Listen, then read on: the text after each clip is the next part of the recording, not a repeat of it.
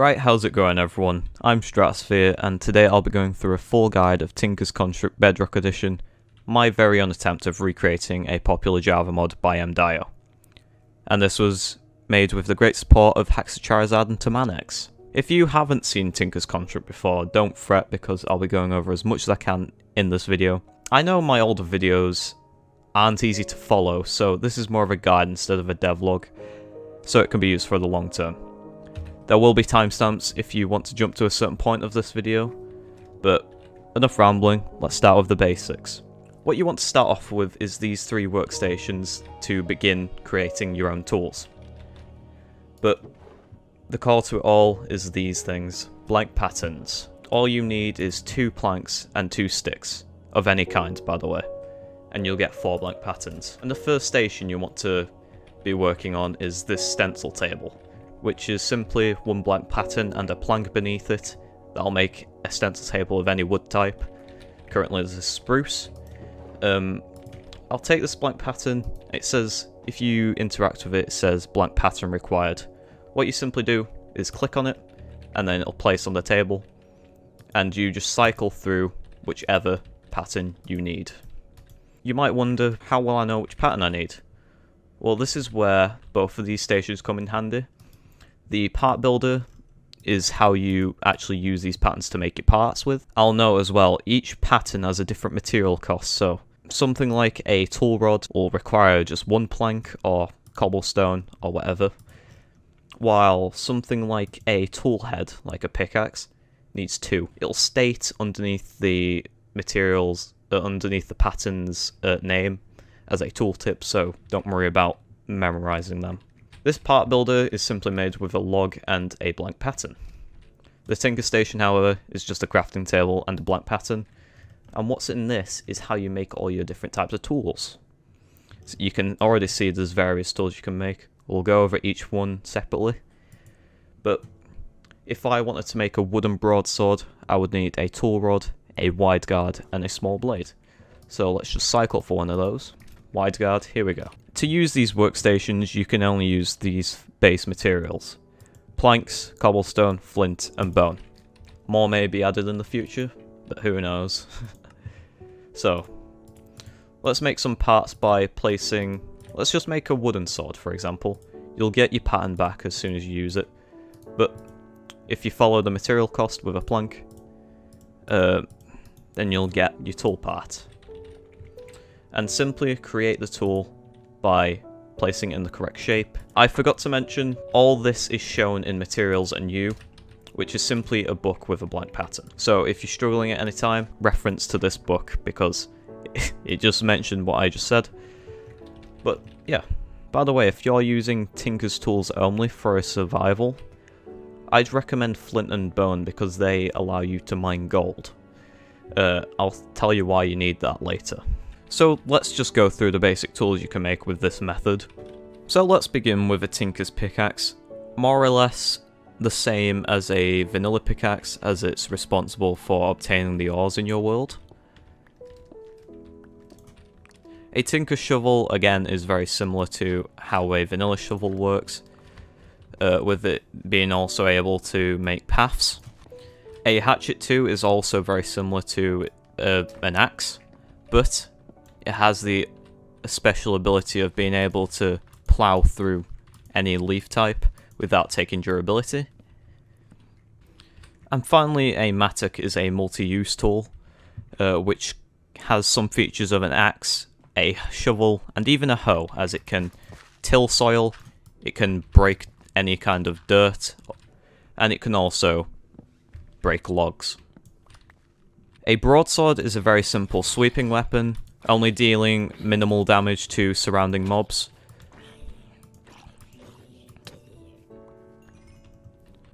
A longsword is very similar to a broadsword, but does not have sweeping edge, and also has a secondary lunge mechanic, allowing you to be flung into the air. A fry pan is essentially a comedic weapon, allowing you to gain distance away from mobs by knocking them backwards. And finally, the rapier is a weapon that does very minimal damage, but most of its attack can pierce through armor. However, you will want to upgrade your Tinker Station to a Tinker's Anvil, by using 3 blocks of metal and 4 seared brick blocks. And this can open you to having some very new interesting weapons. So we begin with a hammer, which has the ability to mine blocks in an area of effect, such as iron ore. The excavator does the same thing, where it can mine blocks that a shovel can mine in an area of effect. And finally the broad axe, which can mine a whole tree with one swoop. For weapons we have a cleaver, which can deal a massive amount of damage with a slight chance of beheading a mob. There is also the scythe, which can deal the same amount of damage to multiple mobs at once.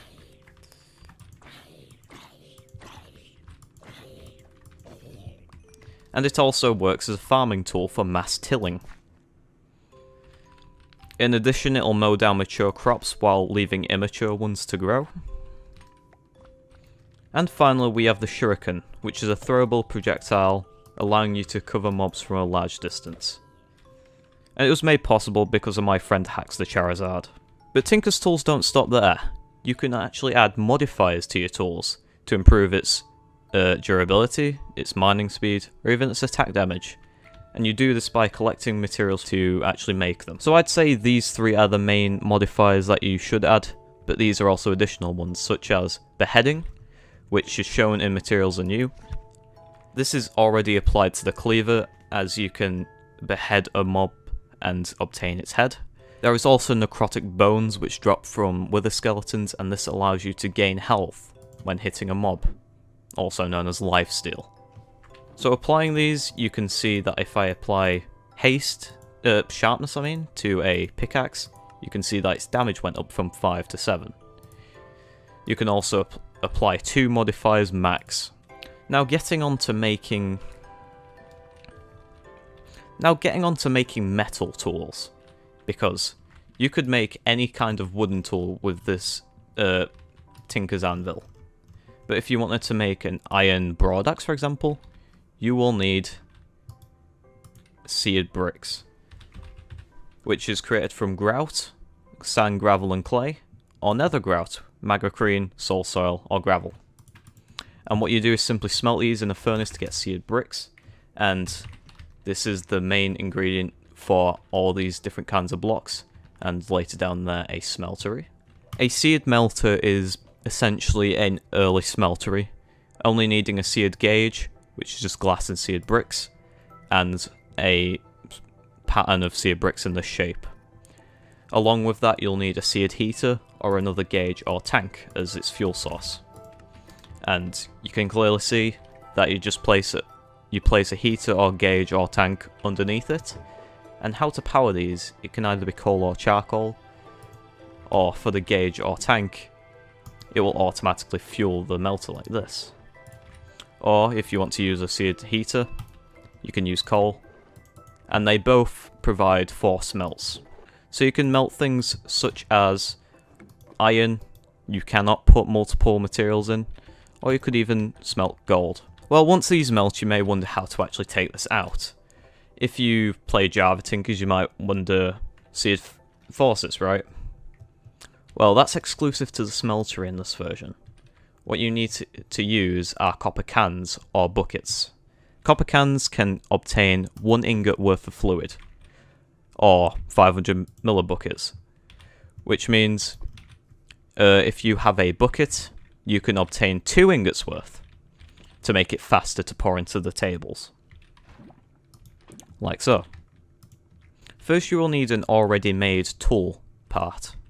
You will then need 2 new tables, or basins, a casting table and a casting basin, using very simple recipe shapes with seared bricks. And to make a tool part, you will need to make casts first by placing an already made tool part in the casting table and pouring gold onto it. Either a bucket or a copper can will work. And if you give it a few seconds, it'll turn into a cast. And with this iron you've already collected, you can now pour iron into the cast. You can also take it out. Obviously you will need as much as the material cost says, so I would need 2 copper cans or 1 iron bucket to actually fill this up. So as you can see here, once this slowly dries, you can see it has solidified into an iron sword blade. And then you can then use this to make an iron sword. Alternatively, you can use the casting basin to fill up and make iron blocks. Now we're getting onto the smelter, which is probably one of the most useful things you can make in Tinker's Construct. And I'll give you a few reasons why. But first, let's show you how to make it. So this thing here is the Smeltery controller. Only needing 8 seared bricks in a furnace recipe. And what can also come with that is a seared drain and a seared faucet. These can be used as an alternative to copper cans. Also, you can use copper cans on a smeltery. But these automatically pour it into the casting table or basin without you needing to do it yourself. The shape is very simple. It's a 3x3 on the bottom, surrounded with 4 walls. You don't need corners, and you can add as many drains or faucets as you want. And if you're wondering how to actually power the smeltery, you can either use a lava bucket separate to the smeltery, or you can place a seared tank in the opposite corner to it. And just by right clicking, it'll activate it, and also have 1000 millibuckets of fuel. Smelting each material will take 100 millibuckets, unless you're smelting blocks, which will take 900, obviously. But if you smelt materials such as wrought iron, they will double, so you'll end up getting 2 times the worth of an ingot. You just leave it to melt, and there we go. If you right click, you can see how much iron you've actually got in there. You can take this out with copper cans or buckets, or if you have a seared drain, you can obviously pour into a casting basin or a casting table. Each smeltery has a capacity of 18. This may increase or decrease in the future, depending on how dedicated I am to doing this. So yeah, just like the melter, you can't store multiple fluids in, which is somewhat of a limitation to Bedrock. But this may change in the future, as always. Tinker's also adds its own materials, such as cobalt and adite, which can be found in the nether. And you need a certain level of pickaxe to mine this. You can use a diamond pickaxe, or higher. Or you can use a Tinker's pickaxe with a diamond modifier on it. It needs to be at least iron level. Anything like copper or stone won't work. You can of course melt these inside the smeltery, but you may find out if you try to smelt cobalt and adite in the same smeltery, you'll make this new purple block. You may wonder what this is. Well, you can alloy in Tinkers, and this will make a material called manulin, one of the most powerful materials in the game. Each of these 3 materials have their own perks. So, manulin, for example, has the strongest attack damage, cobalt has the fastest mining speed, and adite has the most durability, while compensating for attack damage and mining speed. So you need to think carefully on what you want to make your tools out of. Now we're getting on to the extra features of this add-on, such as Traveller's Gear and Plate Armor. Traveller's Gear is very early stage, as it is a modifiable armor set. This is very early stage as of recording right now. It may have improved in the future, who knows. Every single armor piece can apply a diamond modifier, which adds durability and also adds an extra armor point. However, the leggings and boots can actually apply different modifiers to them. So boots can use 2 rabbit's feet to add leaping to them, which gives you permanent jump boost. Wasn't that easy? Whereas applying 2 blocks of redstone, you will get the speedy modifier, which permanent speed. As for plate armor, it works in a very similar way, but you can actually embellish this armor into 4 different materials. All you need is 3 of the same ingot, and you can get pig iron, manulin, or even copper or iron. While you modify these armors in a tinker station, you actually craft them in a crafting station, using cobalt and chains for plate armor, and leather and copper for traveller's gear. While you're on your travels mining, you might find these two items to be handy, a glow ball and EFLN. And how a glow ball works is just by creating a light source without the need of a torch. Whereas for EFLN you see that it explodes and it's safe for mining. I'll just come over here and real quick and show you what that does. Yes. You can use this as a way of mining and collecting resources without even the need of a pickaxe. Recipes for this are quite simple. For a glow ball you need 8 snowballs and 1 glowstone dust, while EFLN it's just 4 gunpowder and 1 flint. There is one classic feature of Tinker's Construct, which are drying racks. You can leave a piece of rotten flesh or raw meat, and after 5 or so minutes it'll turn into jerky, which you can use as a viable food source. Cooked foods, however, can be made into leather. You can also put slime on here to make slime drops and they'll give you certain effects, and so on. There are also barricades, which are basically a decorative fence. How they work is you can stack up to 4 of them in one block, so you can place it 4 times and then it's a complete block. Or you can leave it halfway, like so. Punji sticks are little spikes made of bamboo, basically working as a mob trap if you wanted to. Only needing 4 bamboo blocks, and its effective tool is an axe. Now here is one iconic feature of Tinker's I could not miss: a slime sling and slime boots. Props to Hacks for helping me with this one. How these work is slime boots actually save you from fall damage, which is a very neat bonus if you pair it with the slime sling, as this you can use this slime sling to fling you in one direction, while not needing to worry about taking fall damage. These can be very useful items for traversing around your world, as to be honest I think Minecraft is limited in ways of travelling. And obviously they use slime and congealed slime, which is simply a slime block only needing 4 slime balls. And with these features I just mentioned, you can find all this in Tinker's gadgetry. So gadgets, so slime sling, glow ball, EFLN, etc. You may also wonder when downloading this add-on, it may come with some extra packs, such as Tinker's Glory Days, which that simply brings you back to classic 1.12 Tinkers. It removes all the updated textures and gives you all the classic ones. Now, Tinker's UI, I will mention, I do not recommend this.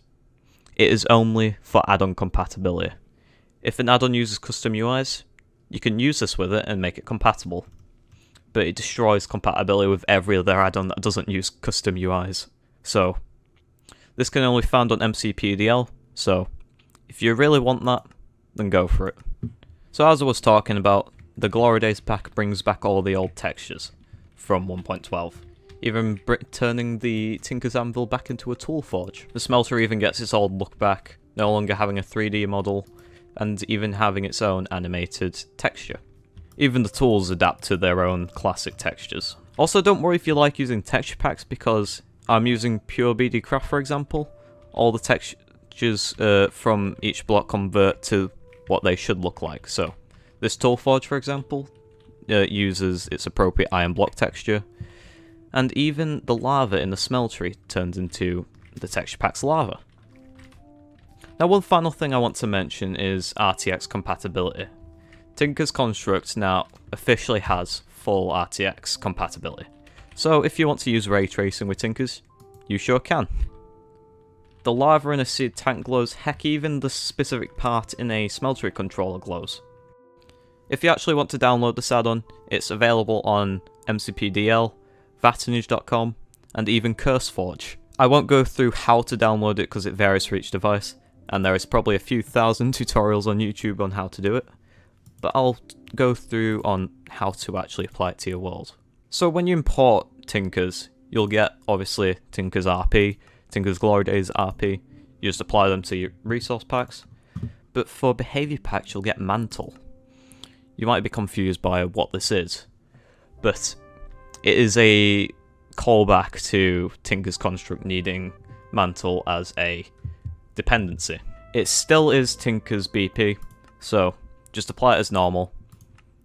It's just a tribute to it. As for the experiments, all what you need to enable is holiday creator features, custom biomes, upcoming creator features, and Molang features. This island does not use beta APIs or game test, and yeah, that's pretty much it. You're ready to go. So yeah, that's pretty much all you need to know when starting out in Tinkers. I feel like this video was long overdue, and hopefully it'll stay relevant for the next few updates. Once anything new gets added, I will make a short instead of a full video going over the new features, like I probably will do for this new version. There's also a changelog to CurseForge and MCPDL if you're that confused, but yeah. Anyways guys, I hope you enjoyed this video. Leave a like if you did, and please subscribe if you're new to my channel. Thank you all for subscribing, honestly. I appreciate how so many people have come to support me when making this port. And obviously, I've got other add-ons if you want to try them out. But yeah. Thank you guys so much for watching, and hopefully I'll see you in the next video. Bye!